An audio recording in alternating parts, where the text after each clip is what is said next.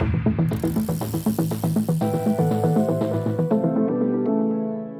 Dane Cash here, just taking a quick moment to tell you to check out the Escape Collective fantasy game ahead of the Tour de France. Whether you're a big bike racing nerd like me, or just like watching the world's biggest race every year, it's a pretty awesome way to augment your enjoyment of the race with a very straightforward competition. You can also play with your friends.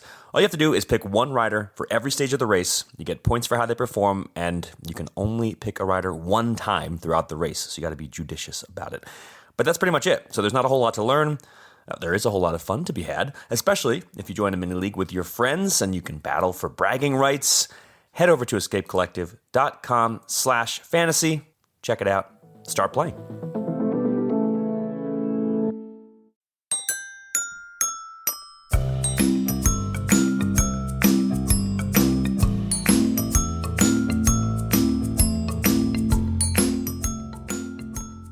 Welcome back to the Placeholder Podcast, everybody. I'm Caley Fretz. We got a weird week for you. I always say this show is going to be great. It is going to be great. It's also going to be a bit weird this week because we're just in this weird gap in between, Dauphiné Tour de Suisse and the Tour de France, which we're headed to next week, which is exciting. Joining me today, Kit Nicholson. Welcome. Hello. Are you tired of making Unchained podcasts yet? Getting there, yeah. But we're all, I don't know. It's been fun. They're pretty fun to make. Yeah, they're pretty it's fun just to make. Chatting with pals. It's what can't really compare. Let's put it that way. No, you can't. If you haven't checked out the Unchained binge podcast that we're doing, please go do so. Obviously, watch the show if you have a Netflix account, and then pick up our podcast because we go a bit deeper. We provide some context. We provide a little insight from our on the ground reporting at the bike race in question. Also joining today, Jonny Long. Welcome back from the park. Hello. It's not raining today. That's I'm good. back in the park. Yeah, all's good. There were allegations of wealth. Oh yeah, directed at you. Yeah, that was allegations of wealth. I wish it was true. We really need to. We should set the record straight there, right? I mean, do wealthy people record podcasts in the park? Didn't think so. All right, let's get into today's show. Like I said, it's been a bit of a weird week. We're in this sort of gap in between major races, but there's a fair amount going on. At the same time, everybody's really cagey right now, and we're going to get into some of the caginess of Visma and UAE and all the rest, I think, later in the show. But we thought we'd start with really the biggest story of the week, which is that Tadej Pogačar has revealed what he had for breakfast, Johnny. Yep, let me get it up for you because it's quite the list that you can't just get it off the dome. Okay, here we go. I'm not going to do a Slovenian accent, so you'll just have to imagine it. Here is Tadej Pogačar's breakfast. I eat rice porridge with strawberries and blueberries, then sourdough bread and a small omelette, then waffles with peach and raspberry jam. A long breakfast, about 40 minutes. I really like the description of it being a long breakfast. I like that it takes him 40 minutes to eat. It's not just a big breakfast; it's a long breakfast. A lot of mainland Europe doesn't really do much breakfast. Is this an unusual thing? Is this I don't know if that's Slovenian true. Thing? Do we know? Nah, I don't think that's true. I think you have different kinds of breakfasts, and I mean, I particularly like the German breakfast, which is pretty savoury. Cheeses and hams. German breakfast is great. Good bread, lots of salt. French breakfast is an espresso and a cigarette, so that's not very much at all. Pretty similar in Italy. Italy is pretty poor. I mean, English breakfast, Scottish breakfast is even fattier than an English breakfast, which I was going to say. You're not mainland Europe, are you? That's true. But so mainland Europe where it's, where coffee and... My primary experience of mainland Europe, which is, again, mostly in France and Italy, is very poor breakfast. That was my question, is whether this is a Slovenian tradition or whether this is just because he has to go ride his bike for 6 or 7 hours a day and needs a bit more calories. He's also a child in the morning. still, so he's eating waffles and jam. True. And still growing. Absolutely. 40-minute breakfast is a long breakfast. That's a long time. We're not going to spend anywhere near that much time on this particular segment in this podcast, thank goodness. I've got a couple of questions. Yeah. Does he need that much breakfast? Is he riding that much every day? And then also, how much if this is his breakfast, which is usually maybe the smallest of the 3 meals? I reckon. Well, maybe it's similar Not to in lunch. cycling, it isn't. But then how big is his lunch and dinner? Does he literally just ride his bike and eat? And should this not be news to me? I don't think he's it should be probably news to you. riding through lunch. Yeah, so it's rice cakes and gels and all that The jazz. standard professional bike racer schedule. And I speak from not personal experience from being a professional bike racer, but from having attempted to like go for bike rides with professional bike racers, and they work on a totally different time than the rest of us. They don't, not used to going to offices. I don't think they wear watches. Unless they're sponsored. Unless they're sponsored. And they just sort of, they wake up and they're not going to go straight out the door, right? Normal sort of pro cyclist ride start time is like 10, soft 10, 11. Soft 10 meaning like you show up at 10, you have a coffee, you sit around for a while. Then maybe you start riding your bike. So that means you have your breakfast at like sort of 8 or 9, some time to digest. You're riding, they're going to ride somewhere between 3 and 6 hours a day generally. Like even an easy day is a 2.5 hour spin. So they're going to ride kind of through lunch, come back, have a little snack, eat throughout as well, obviously, and then have a big dinner. That's generally how it goes. We get to see him eating breakfast in episode 6 of the Unchained series, and it looks very much like porridge and berries.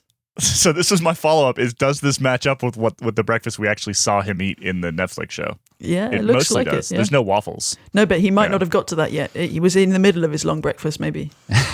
And this was for stage 17, the Queen stage.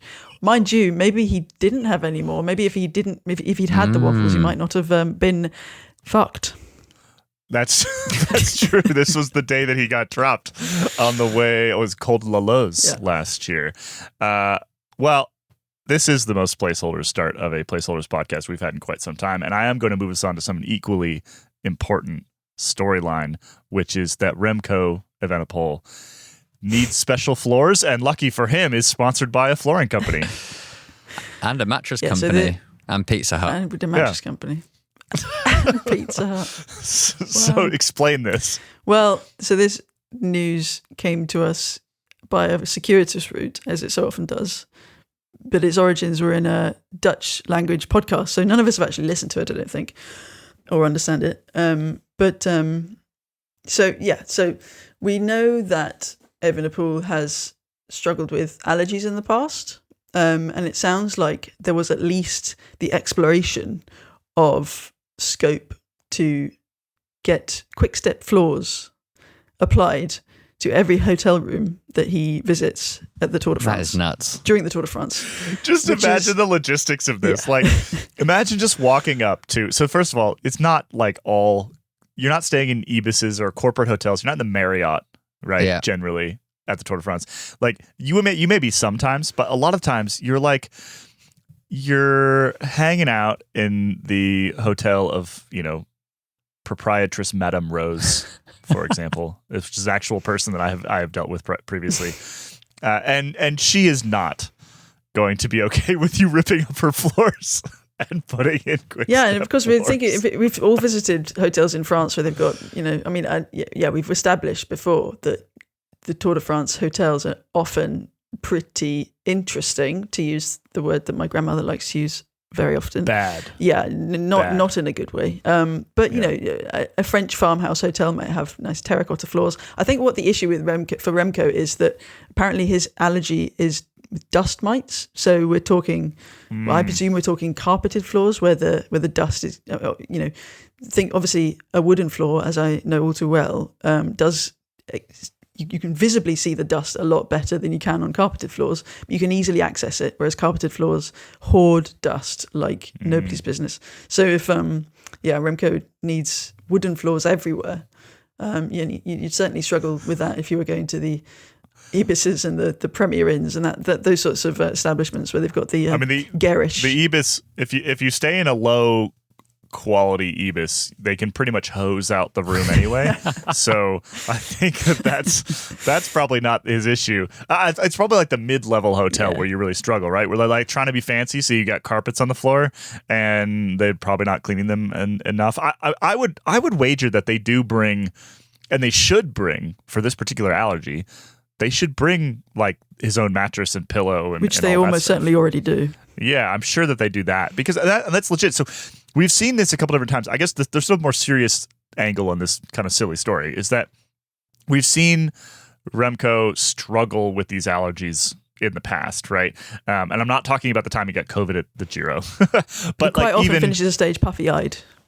exactly finishes the stage quite puffy-eyed, looks Old. kind of not great, and that's a real hindrance to performance. And so if you're trying to figure out how to get the most out of him over 3 weeks, and consistency is key in those 3 weeks, one bad allergy day and that's the end of your Tour de France, you're gonna turn over every stone, right, to try to figure out the best way to solve that. And quite crucially, some of the like more powerful allergy medications out there are banned by WADA. Now, you could probably get a TUE for some of these things.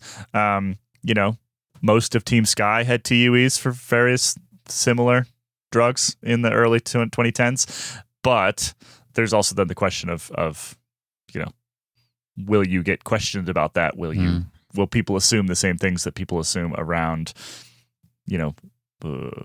Wiggins and Froome having TUEs for various allergy medications, right? So they got to balance that, and it's a real problem if you're trying to be a Grand Tour contender. I just want to know who the Quick Step employee was who suggested this idea, because they've clearly never gone to the Tour before. You're lucky if you get dinner at most French hotels, or they might have sold your room from under you if you like show up more than half an hour after the time that you said you were going to turn up. Yep. That's happened to us as well. Yeah. That's fun. But I don't know. That happened to Matt Denif and Amy Lauren Jones. Oh, did it? A couple years ago at the first year of Tour de France Femme. Oh my God. Yeah. I got a frantic phone call. It's like 11:30 at night from them. And then neither of them speak French. So then they're putting me on the phone with the proprietor trying to explain.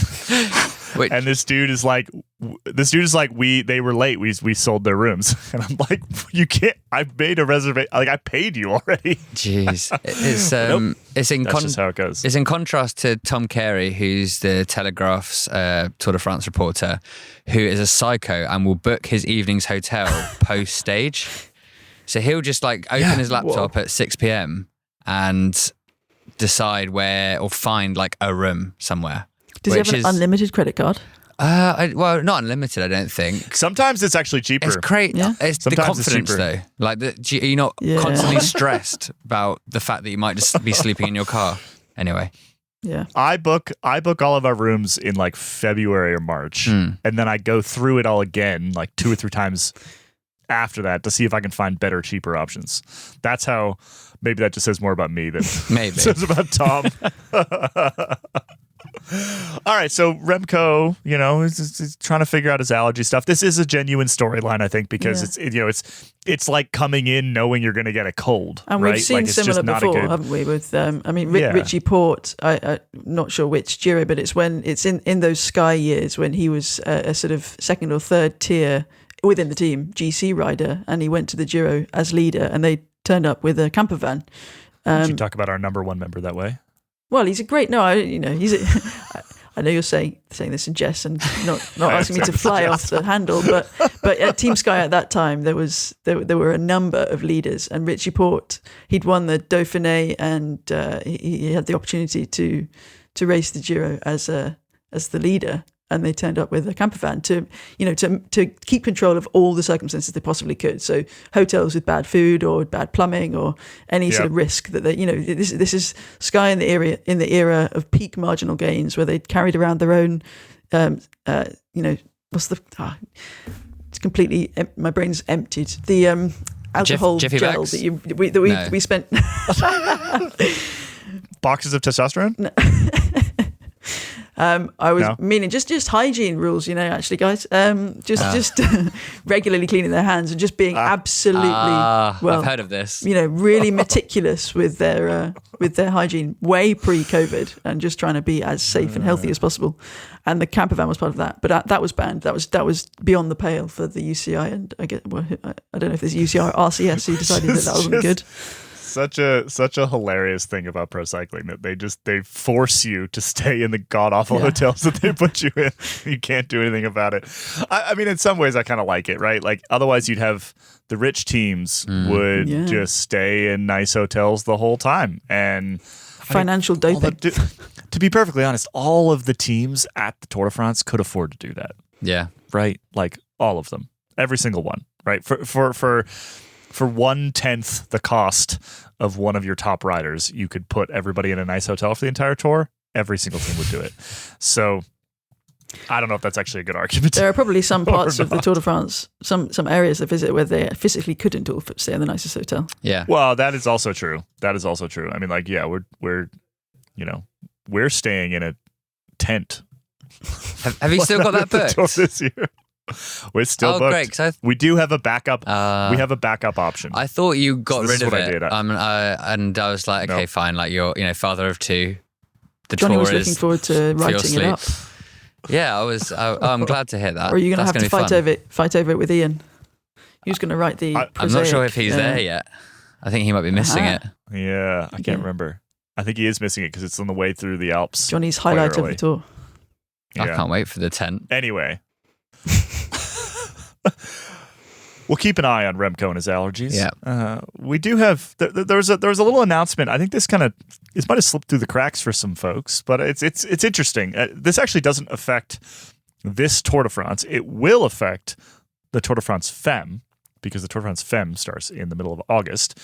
But the UCI has announced a couple, I guess, small but significant changes to rules and regulations around stage racing in particular. So the first is a very simple one. The 3-kilometer rule on sprint stages is going to be the 5-kilometer rule. They're gonna test this out. That's good. That's great. Just as a reminder, the purpose of that is to kind of allow the GC contenders to get to 5K or previously 3K and kind of just chill out at that point. Makes the final a little bit less chaotic. In theory, you don't have GC riders and GC teams kind of competing for the front with the sprint teams, which is just chaos. We saw a fair amount of this stuff going on, like at the Giro, for example, because the Giro likes to stick little climbs right near the end of sprint stages. And so, you had Tadej Pogačar attacking with a couple K to go and things like that.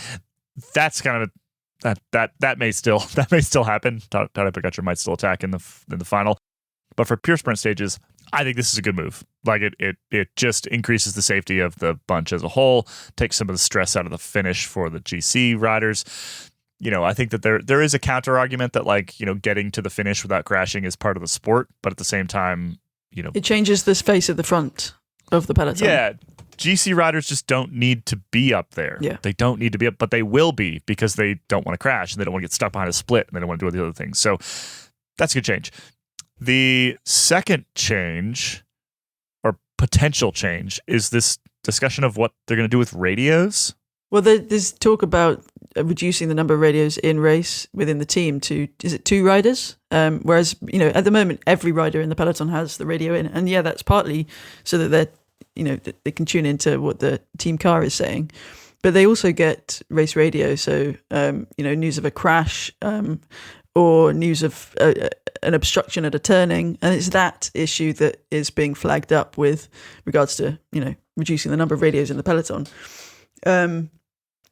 So, only having 2 people on the team hearing what's going on is potentially a safety risk. On the other side of the argument, you could say that actually having everyone tuned into the same the same news means that everyone's trying to get to the front all at once, which is another hazard. Which riders talk about all the time. Yeah. They're like, the call comes out to every single team at the same time. There's a big roundabout coming up. Move up. There's a sharp right-hand corner. Everyone move up. And so the entire peloton is trying to move up at the same time, which is a physical impossibility, right? So the idea here is that maybe a little bit less information could actually be safer, I think.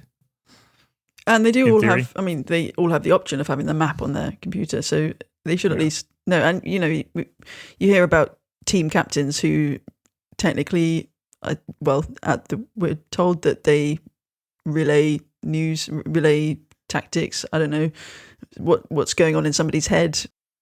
this is what... In a peloton of 180 riders, you don't have to be very far away from somebody before you cannot communicate with them. Yeah. Right? So I don't necessarily buy that, which is like... Well, that's what I was saying. That's what we're told like is you're cruising along at 55k an hour. It's very windy, like wind noise, bike noise, all the other noises of a peloton. Fans, crowds. Like fan noise. Unless you're like right next to somebody, basically, you're probably not communicating anything of real value. So I'm not sure I necessarily buy that bit. Mm-hmm. The last rule. We don't really care about radios, to be perfectly honest. Everyone's always yammering on about radios. It's boring. Whatever. I don't. Sure. Send music through, amp them up. I don't know, whatever you want to do with radios. I honestly don't think it will make a lick of difference in either direction. There'll just be a lot of shouting at clouds. Yeah, there's just a lot of... for a long time, people were like, radios are making racing boring. No, it wasn't making racing boring. It's also not really making it meaningfully more or less safe, I don't think. So the last change here is quite interesting. Yellow cards in pro cycling. So obviously this is something that's used in soccer/football. You get 2 yellow cards, that's a red card, you're out, right? And so this would be a way for the commissaires to sort of hand out warnings to riders for doing various things, for endangering others is kind of the big one, right? And yeah, what do we think? Does this work? Does this... Crucially, they're not going to be riding up next to them on a motorcycle and holding a yellow card, which is really what I would prefer. Yeah, what's the point? I would much prefer that. So it's like a virtual yellow card, and you find it. They probably like radio the director in the car and like, yo, your dude just got a yellow card. That's a lot less fun. There's going to be a lot more people, sports directors and riders, turning up at the door of the commissaires and saying why and what. There's also going to, the commissaires are different at every race, or at least there's always some consistency usually, but throughout the whole season, presumably. It's going to be throughout the classics and all the racing throughout the year. How do you maintain consistency when you see some sprints are deemed perfectly safe when you can see something clearly going awry, and then the next sprint will be, pretty tame, but there'll be some sort of disqualification, and you think that's not fair. I don't know. To be honest, I don't really have any really strong opinions, but I've just been hoarding the kind of comments that people have been making, and I'm just not really sure what to make of it, to be honest. Jonny Long, noted football fan. What do you think? Yeah, without the theatrics of it, it's kind of just gone out the other side of my brain. But I don't get the point really, because it seems at the moment there's enough of a... Like, riders get disqualified or relegated for dodgy sprints, or we have had, didn't Tony Martin or Luke Rowe get chucked out of that after that tour stage where they have an argy-bargy? So like they already know when like the line to chuck people out of a race, like a stage race on. It's just of whether they stick to the standard and are like fair across different events. Because that's the complaint from the Unchained episode, right, is when Philipsen doesn't get relegated. Everyone's like, well, that was a clear relegation. So it's not it smacks of like a headline grabber where you're like, oh, we're improving safety through this thing that sounds safe, but I don't know. Trouble is that they already have fines, so and there's often written into those fines in the UCI handbook, the regulations, whatever. It's there are often levels already. But the fines make absolutely no difference. If you've been listening, if you've been watching Unchained, Van der Poel got fined at one point, and he had no idea when they interviewed him. Supposedly, he doesn't even pay it. He had no idea how much and they don't pay it. So it matters not a bit. So I think the yellow cards is just trying to, I don't know, a more widely acknowledged. People understand what a yellow card means in other sports. So if you get handed a yellow card, then it's a bit of a kind of mark rather than a fine, which is just happenstance, and it's almost part of the, it certainly seemed in last year's tour, based on the admittedly probably heightened drama of Unchained, that it was almost part of the budget for Alpecin-Deceuninck to have those fines in place. So just get it done. Yeah. Couple questions for me. So one, can you get these kind of retro, like could is there VAR? which for those who don't watch VAR, football, like yeah. is there can you go back and is there replay, right? Is there video replay where you can go back and be like, you poked this guy in the eye, you get a yellow card.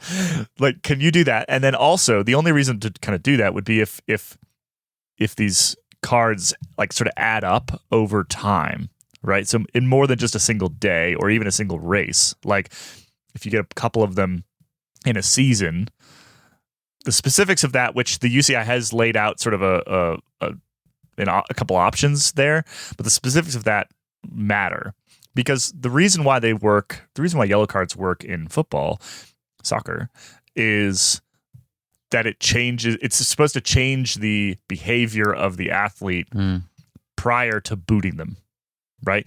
And at the moment, cycling has no way to change the behavior of the athletes in the middle of an event prior to just kicking them out. So I like it from that perspective. I like it from like hey, because the other thing is it's kind of like we have an eye on you. If someone's being, dangerous in the bunch, doing dangerous things, and it's spotted by a commissar, they can say, we've got our eye on you. Here's the yellow card. You do that one more time, you are out of here. I think it could be a very effective means of kind of policing the peloton. I've got a more effective means. Do you want to hear it? Yes. Okay. If the next day is an uphill sort of day, you add like kilogram weights in ascending order of how bad the infraction was. And if it's a flat stage, then they have to like wear a 1980s style kit that's like very flappy. I think that'd be great. I like that. And then I think that's like the equivalent of like, in the NFL do like throwback jerseys and stuff. So you could dress it up as being like, this is a nod to history, but it's also punishment. The uphill one, I think they should, on the stage for the team presentation at the start of the day, like someone like Prudhomme comes on the stage and just adds each kilogram weight into their hands, and they have to like lumber off the stage. Public humiliation. Yeah. In rugby union, the yellow cards, you get sin bin for 10 minutes, but a fairly recent addition to the rules is that if you get a yellow card, it is you get sent off at that 10 minutes, but it also goes into the bunker. What's where that? It's assessed and it's analysed by the equivalent of the commissaires, and it can be upgraded to red, where you go off for good. So I guess that sort of system where you have a yellow card, but it could be potentially could be overturned, but it's going to be assessed by a centralised VAR bunker. Yeah. I don't know. There's no way we get that in cycling. Cycling is way too disorganized. No. Like we can't even agree on very basic stuff. It'd be okay, so I like this concept. Yeah. I am deeply, deeply disappointed that we're not going to have commissars literally like walking up to or rolling up to riders and showing popping them a yellow card. That would be so much better. Yeah. That would be highly entertaining. It'd be so good. I would love to see it because you just then you get the facial expression of the rider. Well, I didn't do anything, and you get the whole. It'd be great. Whole extra trying to level headbutt of drama. The ref and Yeah, exactly. But even without that, I think like the fundamental concept is sound, right? It works well in football, and I do think that some means of warning a rider that they've got an eye on you. They're being watched. Yeah. So I think that could be effective. So they're trialing this for the second part of the season, and they'll decide whether to bring it in next year. But I think with the 5 kilometer thing, they are actually going to do that at this year's men's tour as well. I think they're actually going to try that on a couple of days. Yeah. That's coming into place immediately, and then the yellow card starts August 1st. So my assumption is because of starting August 1st that we're going to see this in the women's tour, women's tour, Tour de France Femmes, and the Vuelta, which starts on the Vuelta yellow card to the 11th. That'd be great. I can see it already. Trying it in the classics would make more sense, but whatever. More sprints, more opportunities for that sort of thing. But hey, it's the UCI. But again, so yellow cards adding up over the course of a Grand Tour would be interesting as well, right? You'd have to be careful. Oh, cool. We didn't really talk about the Tour de Suisse. It happened. It did happen. I saw bits of it. Well, the last 4 days were identical to one another. Yeah, once you saw one of them, you saw them all, didn't you? Kind of. Yeah. So the major storyline that came out of the Tour de Suisse, and again, we've got Dauphiné, Tour de Suisse. These are the last two sort of major tune-ups before the Tour de France. Most teams are sending generally like bits of their Tour de France team either to one or both, right? They often send most of the Tour team to one. Unless you're Bora Hansgrohe and you send everybody to France for the Dauphiné. Sometimes you do that, yeah. And there are, of course, notable exceptions this year in that, the sort of top two favorites for the Tour, if we're including Vingegaard in that, which we don't really know. We'll get to that in a second. They're not there, right? Because Vingegaard's not racing yet, and Tadej Pogačar always does. He's trying to recover from the Giro. Generally does the Tour of Slovenia. He didn't do the Tour of Slovenia this year, did he? Didn't do anything. So he's just been training. But everybody else is there. So Tour de Suisse, the primary thing to come out of it was just that UAE smashed it. Is very, very strong. Like certainly they look like this year's Visma, right? Like they just look like the biggest, strongest team that's going to hit this Tour de France. And you would certainly sort of tilt things in favor of Tadej Pogačar, I think, for July, if they were not already tilted that way. Yeah, to be clear, Adam Yates won. João Almeida came second, and there was a lot of, João Almeida possibly looked better than Yates some days. Yates is a more pure climber probably than Almeida. But yeah, they were both incredibly strong. And there were a couple of days when there were some interesting tactics at play, but rather than it being, Almeida's got a little bit of form in not in bending the rules or bending the tactics. But it was literally, it seemed to just be a case of, well, we're 1 and 2, let's just see what happens. It was 3 minutes. Looked so strong, and the whole team did, wasn't it? Yeah. And Del Toro, Isaac Del Toro was great as he continues to be for the whole season. The whole team looked brilliant. Is he on the Tour team? No, I would be very surprised. No, me too. I assumed he was doing the Vuelta this year. I don't think he's going to the Tour. He's not. They've guessed the team, I think, for UAE. I'm trying to remember off the top of my head. Well, Wellens, Soler, Yates, Almeida, Ayuso, Sivakov. That's 8, isn't it? Or 7. That's 7. I can't remember. Yeah, well, that's basically anyway, it. It's a bloody good team. It's insane. It's You've insane. got 4 or 5 GC contenders right there. Allow me to read off the actual list. Thank you. Okay. Although this is too many riders, so this must be a long list. So Tadej Pogačar, Juan Ayuso, João Almeida, Adam Yates, Pavel Sivakov, Marc Soler, Tim Wellens, Niels Pollitt. Niels, we forgot Niels. Yeah, we just Niels missed out Niels Pollitt. You're just like, hey, Niels, go do 400 watts on the front for 4 hours. Yep. Yeah. And he'll be like, sure. Very important role. Obviously built around Pogačar, but to be perfectly honest, like depending on how weird this Tour de France goes, and like so there's absolutely a scenario here where Jonas Vingegaard is not the Vingegaard that we know, right? So he's not really in contention, and for whatever reason, Pogačar is not the Pogačar we know. Maybe he's tired from the Giro.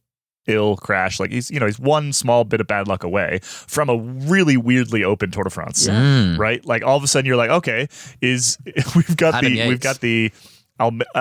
Yates and Almeida are going for it against Roglic, against like that could be a fascinating tour. I don't think we're going to get it, to be perfectly clear, but we're one bit of it's a very luck away very good from team. that. Yeah, it's a very, very good team. We're starting to get more startless here. So just so all the listeners out there are aware, we're going to do 2 different sort of Tour de France previews next week before we get into our Tour Dailies. Maybe we'll just start calling them Tour Dailies on Monday. I don't know. So the big route preview is going to be with the How the Race Was Won fellas. So Dane and Cosmo are going to go deep on the Tour de France route. We will then do a contenders preview here on this podcast and talk about all the contenders, how it's shaping up, what the various teams look like, and then we head into the Tour Dailies to the end of the week next week. So the Tour is here, my friends. I was just chatting with Jack Haig. Actually. So Jack, of course, does a podcast with us called The Rest Day. You should definitely go check that out. Make sure you're subscribed to it. Jack is also going to be doing little diaries for us during the Tour Dailies. So make sure that you are catching all of those Tour Dailies. If you're subscribed to this channel right now, listen to this podcast, you will get the Tour Dailies. So you are good to go. One more newsy, actually we have the whole show today is news. We have one more sort of Tour de France related thing, which is that Visma Lisa bike, first of all, they posted a photo of like this whole group of riders up in Teen, and this is altitude camp, right? And Jonas Vingegaard was there. And so obviously the internet decided that this was the Tour team, right? Most of the rest of the group was the Tour team. So it's actually not a huge stretch to say that. But Grisha Nierman today came out and basically said they still haven't decided if Vingegaard's going to the Tour, if he'll be there, right? Like so first of all, to return to Unchained, for anybody who hasn't watched this, one of the big sort of like, not eye-openers, but sort of interesting things to me was how Visma is just fully grabbed a hold of their evil empire kind of vibe and are rolling with it, right? So this is Grisha Nierman lying to a reporter's face. Lying to his face. They know right now whether Jonas Vingegaard is going to be at the Tour de France or not. They have already decided. I guarantee, because there is absolutely nothing happening to his fitness between now and next Saturday. Like there's absolutely nothing. So they know already. And the question then is, what is the decision that's been made? My guess is he's going to be there. I think if he wasn't going to be there, they would have already started to pivot. They would have already probably... They have no real reason to lie at that point, because then they're like, well, we're just there with Sepp and Matteo, right? But he is going to be there, because why would they bother to obfuscate if he wasn't? I wrote a bit about this at the weekend. I think whereas UAE is smashing it currently, so they are coming in on a reliable string of results. And yes, there's the question mark over Pogačar, who's just done the Giro, but on the complete flip side, Visma Lease bike, they had another crash at the Tour de Suisse. Wilco Kelderman, who's now in the running for a slot on the Tour de France team bus, but he fell uphill during the first mountain stage of the Tour de Suisse. Classic. It wasn't his fault. It wasn't his fault. So it wasn't. So it's not to say that he fell over because he did. I don't know. Was that the Isaac Del Toro crash? Yeah, as well? but I think it was. Yeah. I think it was classic kind of somebody accelerates at the front, and then there was a touch of wheels, and it was nobody's fault really. But yeah, so they've had another crash. The Visma Lease bike, as we've said a million times, it's always somebody's fault. Yeah. So they have absolutely no foundations besides mystery. Right. And I think ever since Vingegaard crashed, they have said as little as possible about him. They've dropped hints. He's going to train at altitude. He's back on his TT bike. He's able to up his training. But I think it might all be convenient spin. And I'm not going to say he's going to be flying, because I don't want to eat my hat. But I think he's probably a lot better than we're giving him credit for, and than certainly his team is to the media. I think they are relying on their former professionalism, and not former professionalism. They are the most scientific, financially secure team in the peloton at the moment, probably, and they've got form at the Tour de France. So they're relying on that and the mystery around Vingegaard to try and spring a trap, and put Pogačar in his box. Look, Vingegaard is so much of a family man. There's no way he'd still be up at Teen, bored out of his skull, if he wasn't going to the Tour. Yeah, that's actually a very good point, Johnny. he would not be there. Yeah, because he wouldn't need to be there for the Vuelta yet, right? If he had pivoted to the Vuelta, he's not going to the Vuelta. Yeah, well, who knows? Well, but if he didn't, if he didn't do the Tour, he'd go to the Vuelta. Well, except right? that they're talking his family reasons, so his wife's probably pregnant. I don't know if that's something. I don't even know what to I believe don't know. anymore. It's the reasoning given was family circumstances, so maybe we don't put that in. But he's said he's not going to the Vuelta because of family circumstances. So I mean, we can speculate just like anybody else. Fair enough. Yeah. So I think they also make just. It's not that they don't know whether he's going to go. I think they probably don't fully know actually how good he is. Yeah.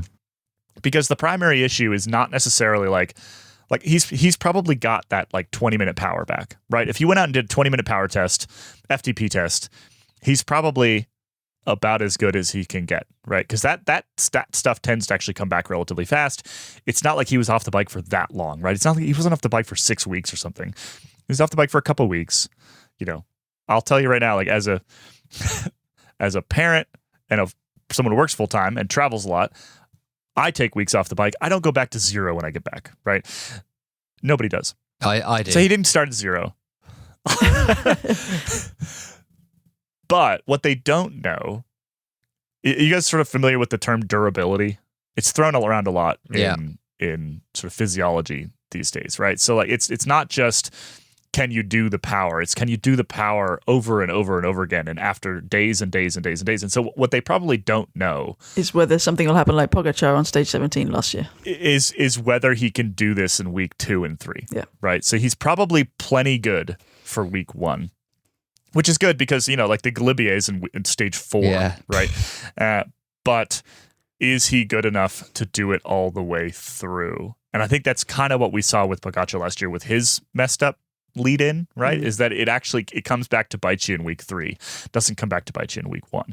And so if I'm just sitting here with my very hazy crystal ball, I'm guessing that we see a pretty solid Vingegaard early on. He probably does does decently well in that Galibier stage, does pretty well in that opening time trial, and then if he's going to fall apart, it will be later in the race. Which is again not like a crazy guess here, but that's from like a training and physiology standpoint, that's the most likely outcome. It's probably why this is a rider who gets better and better throughout a race as well. He's probably the most. The best at that kind of peaking in the 3rd week. So it'll be really interesting to see what does happen. But it's also probably why UAE are bringing every very, very good climbing domestique to the race to try and reverse Unicard, what Visma did to them last year. I've also just realised no Rafael Majka for the Tour this year. That's sad. Well, he was at the Giro to do his 1 kilometre effort at the top of every mountain. Sad though, isn't it? It's an interesting one. Yeah. He's been a mainstay. I forgot that he was on the podium at the Vuelta. He was good, wasn't he? He's been everywhere. Until I was recently doing a bike grid, and I was like, oh, he's a good one. He's a good one for bike grid. Yeah, he's a solid one. He's a good one. He's a very solid one. All right. That's enough for this Visma chat. We just did this podcast survey, which, by the way, thank you so much for everybody who went and filled that out. One of the primary complaints was when I say we'll be right back. People seem to hate that. Yeah. Now, the reason is because, like, we take a break. Like, we actually, like, stop, get to have a drink of coffee, reset ourselves. So I'm open to suggestions. Should we just go silent?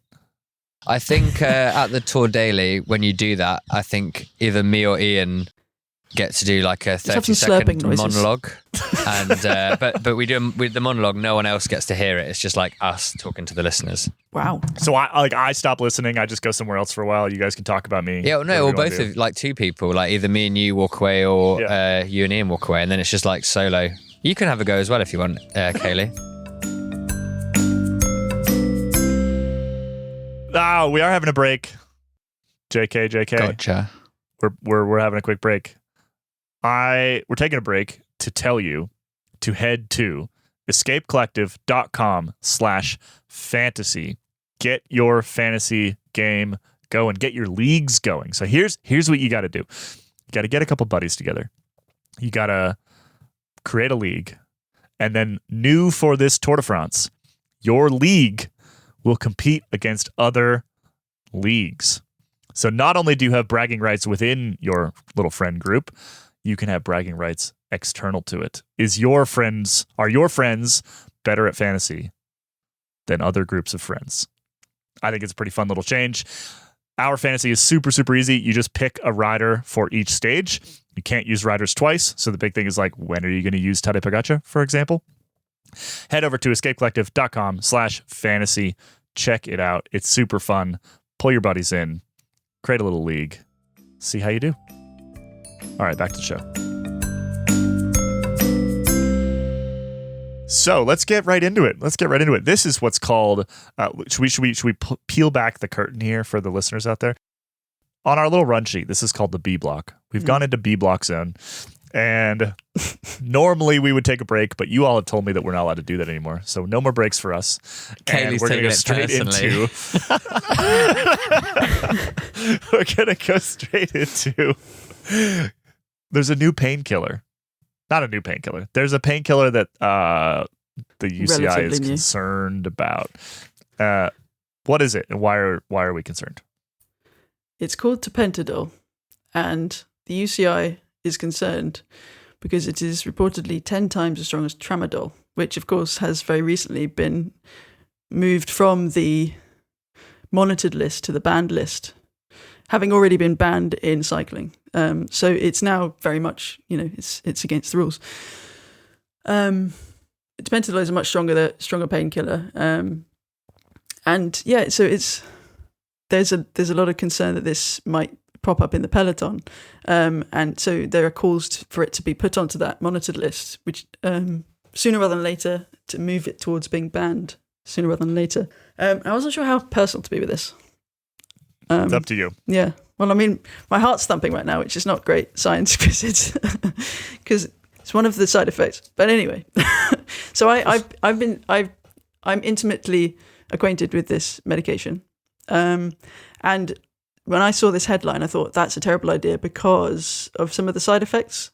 Now, tramadol, part of the problem with tramadol is that it makes the individual taking it there's the classic kind of opioid side effect of drowsiness. So that's obviously an issue. When you're in a peloton, it's a big issue. If you're potentially drowsy, potentially erratic, you don't want to cause crashes. Tapentadol does the same thing. But it also creates issues. It can create issues with heart rhythm, and sleep apnea is quite a big thing. So things like respiratory arrest or respiratory depression. So shallow breathing and shortness of breath, which, those are big red flags for cycling or any sport really.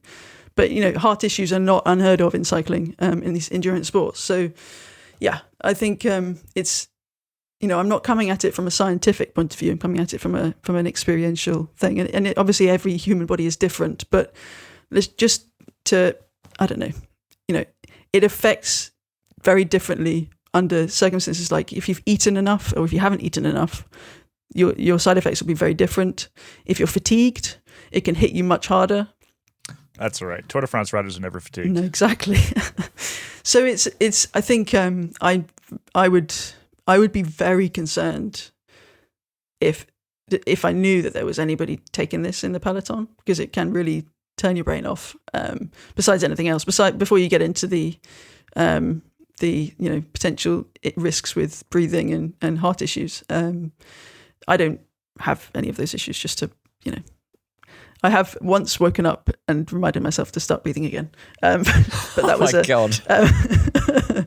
But so these are these things that it can cause, and I'm not taking a particularly high dose, so it's a problematic medication, and I do not want to see it in the peloton. Is it like you could put it in a pill? Yeah, Crush it up, put it in a pill. It's pill form. I don't think I don't think you can take it in any other form. But yeah, it's. I guess the reason I asked that question is the sort of classic use case here is crushed up and put in a finished bottle. Yeah. Right. A finished bottle being the last water bottle you get at sort of like 50K to go. There's an hour left in the race. It's everything hurts. It kicks in within 32 minutes, so it's a fairly quick acting drug, but it does stay in the system. Yeah. It can stay in the system for up to a week if you're taking it long enough. And this is generally the way that road cyclists were using tramadol is in finished bottles. Taylor Phinney quite famously spoke about this years ago, but before tramadol was ever banned. And then of course we've got Nairo Quintana getting slapped for use of tramadol, and it's certainly it is a problem, and riders talk about it pretty frequently. For I guess it's maybe a good thing that like there doesn't seem to be as much kind of omerta around it as we used to have around drug use, which is that when riders seem to be comfortable talking out against in particular finished bottles. But since the tramadol ban came into effect, we've heard a lot less about finished bottles, maybe perhaps because there's they're hopefully not taking tramadol bottles anymore because it's very easy to test for. But I think that's the major concern here, is that this is an option to have a similar effect, and even possibly greater effect. greater, yeah. Yeah, and in a similar use case, which is just not good for sport. One of the other potential usages is there's an interesting question to be asked about the women's peloton, because it's quite common. 10% of the female population is said to suffer from endometriosis, and tapentadol is quite frequently prescribed, but for use kind of once or twice a month, sort of time scale. But again, it can stay in your system for quite a long time. So, even if you're taking it between races, it could be a test case that would be problematic. So it'll be interesting to see where it goes. But I mean, just I haven't done a lot of research into it, to be honest. It works, but the way that it works can be quite scary. So that's the reason that I think, for it to be pushed fast and hard into the banned substances would be a good thing. Well, let's keep an eye on it. Obviously, we'll keep an eye on it. WADA keeping an eye on it. UCI is keeping an eye on it. And if we hear anything else about it, we'll certainly bring it up on this podcast. I guess the last thing in today's show is another topic that it's a little bit uncomfortable and quite sad. We have named it because we are apt to take kind of uncomfortable things and make somewhat light of them. This segment is called Knights of the Roundtable, and we'll start with the happy one, which is that Mark Cavendish is going to be knighted. I don't really know what this means. So this means he's Sir Mark Cavendish now. But we don't have to call. Do you legally have to call him Sir Mark Cavendish? Legally, no. If you work for a British newspaper, then you do. It's part of the style guide. Interestingly, now that Trump has a criminal conviction, he no longer has to be referred to as Mr. Trump, I think, by either the Times or BBC. He can just be called Trump. But usually someone of like political standing is given the politeness, or whatever it's called, of being referred to as Mr. But now it's just Trump. Anyway, back to it. Mark Cavendish. Deference, thank you. I oftenly forget words like that. Sir Mark Cavendish. Sir Mark Cavendish now. So when he wins stage number 35, everyone's going to have their headlines written already. It'll be great. When he goes to, I don't know, so you get to meet the king. Has it already happened? I don't think he's been knighted yet, but there's a ceremony. It's released in the birthday honours, which was his birth. So the king's birthday was Saturday, I believe. But it's not actually. It's not necessarily the day he's born on, is it? He has two birthdays. No, it's an official birthday. But yeah, so on his birthday and New Year, I think. Yeah. Just those two, probably more. There are an honours list is released, and so Cav has been added. It was on that list. I don't think he's been knighted yet. Officially, he hasn't had the sword come down on either shoulder. No, it might cut the chip off, but we'll have to see if that happens. Very well done, Jonny Long. I'm trying. I mean, I guess congrats to him. Yeah. This is like so far out of our my cultural understanding, other than like people occasionally become sirs kind of randomly. Some people care. Some people don't. I like the news when you hear somebody's turned it down. Yeah, kind of same, kind of respect. I think that's a bit more. Yeah, but yeah, it's like okay. Because cool. On one hand, it would be cool to be called Sir something, but on the other hand, probably don't need to sort of prop up these millionaire people who just go around shaking people's hands for no good reason anymore. Tell us about how you really feel. I just think it would do. I think we're in a safe space, it would right, do Jonny? much more for the economy if we put a Starbucks in Buckingham Palace and had like a roller coaster going through the king's bedroom. I think we'd make way more money. Anyway, I don't know. I watched the Queen. It seems to make a pretty good argument for their existence. you lot over there, you absolutely love it. You're always swarming around my ends, just taking up room on the pavement, queues in coffee shops. There's nothing to even see. Buckingham Palace is gross. Yeah, it's not great. Anyway, I mean, whatever. congrats to Mark Cavendish. You know, Yeah, I'm sure he's happy. Sir Cav, Sir Wiggo. Do you reckon Sir Dave. he'll wear Wiggo. a Monster Energy baseball cap when he goes to pick up his knighthood? I hope he does. I hope he does. Gotta get the sponsors happy. Oh God. Okay, so and then Gear change. Last but not least, gear change, taking it down a notch. This is just a sad story. This is it's a sad story, and part of the reason it's so sad is it's not that unique, which is that news came out over the weekend that Bradley Wiggins is bankrupt. Right, this came from his lawyer, his attorney, solicitor. I don't know. You guys have like 6 different kinds. We just call them lawyers, and the person said he has no money and he's sleeping on couches, basically. And he went from having a fortune in the neighborhood of £13 million in 2017 to that by 2024, right? And we've certainly heard things over the years, like we work with various folks who work with him. We've heard things over the years that, he seems to be in some trouble, right? And we're not going to repeat those things on air here, but this is just a huge bummer. It is it's a classic example of, sports people in particular. And I think that, folks in movie stars, child stars, things like that, similar kind of thing happens, right? Where you end up with somebody else is taking care of his money, in theory, I would hope, right? This isn't to absolve him of responsibility, to be perfectly clear, but what often happens is sort of the people taking care of the money don't always have the best interest. That's the way that Wiggins' lawyer has framed all of this. This combines with, whatever things he's got going on in his life that make it difficult for him to get out of that spiral. And this is where we end up. And it's just a really sad story. And yeah, I don't know what else to say about it other than it's a massive bummer. Yeah, and over the past few years when it's been clear that not everything's been right, he's been fairly open about his current and historic struggles with mental health, which is obviously a big thing to admit when you've got the sort of platform he does. So that, Yep. All power to him for that. And I think he was in some respects after retirement in the past couple of years, like since I've been going to bike racing, you bump into him.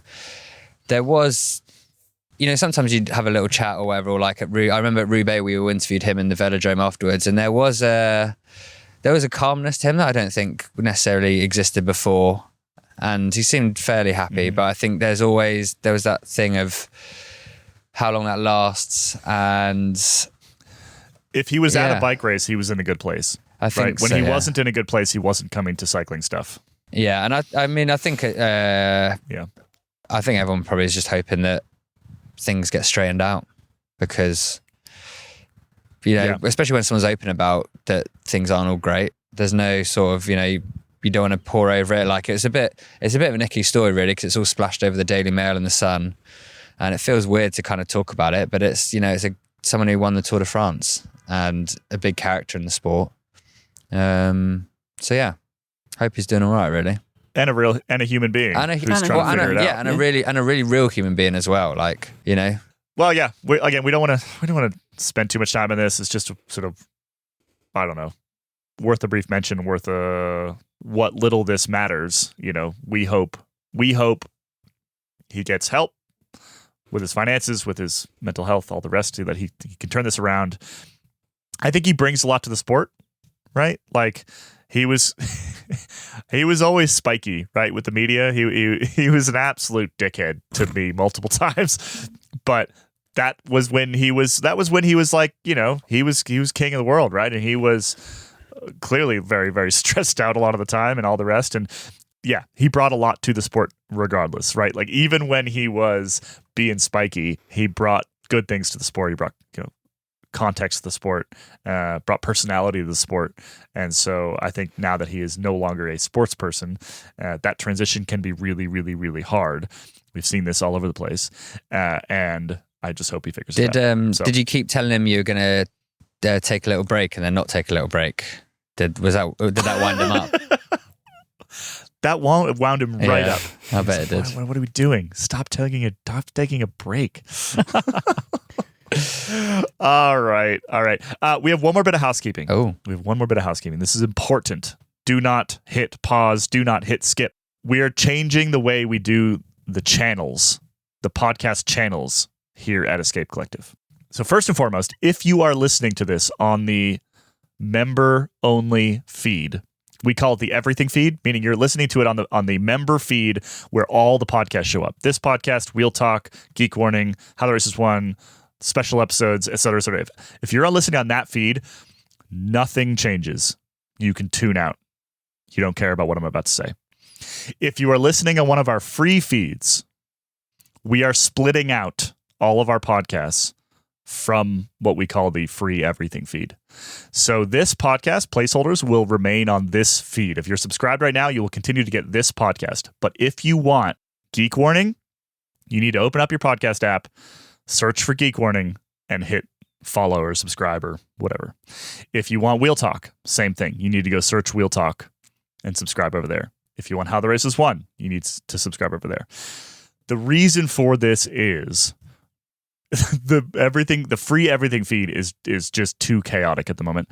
And as we grow and as we add shows and as we add, special episodes and limited series and all these other things, it's just too chaotic, and it's actually hampering the growth of all of the shows. So, if you have an interest in Escape continuing to exist, we need to make this change so that we can continue to grow, so that we can, be a strong business, which means we can continue to make all this stuff for all of you. So that's the reasoning. I apologize if that's kind of annoying for you. I realize that the perfect user experience is maybe the everything feed for a lot of folks, but there's a pretty darn good reason to go sign up and be a member if you're not already. So members will get an everything feed. You'll get one feed with absolutely everything that we make. You can also subscribe to the solo feeds if you want to. So like just the Geek Warning feed, for example, if you want to. But that everything feed remains for members. If you're not using the member feed, we're splitting all of the podcasts out. So you need to go subscribe to the podcast you want to listen to. It's as simple as that. This is going to start next week.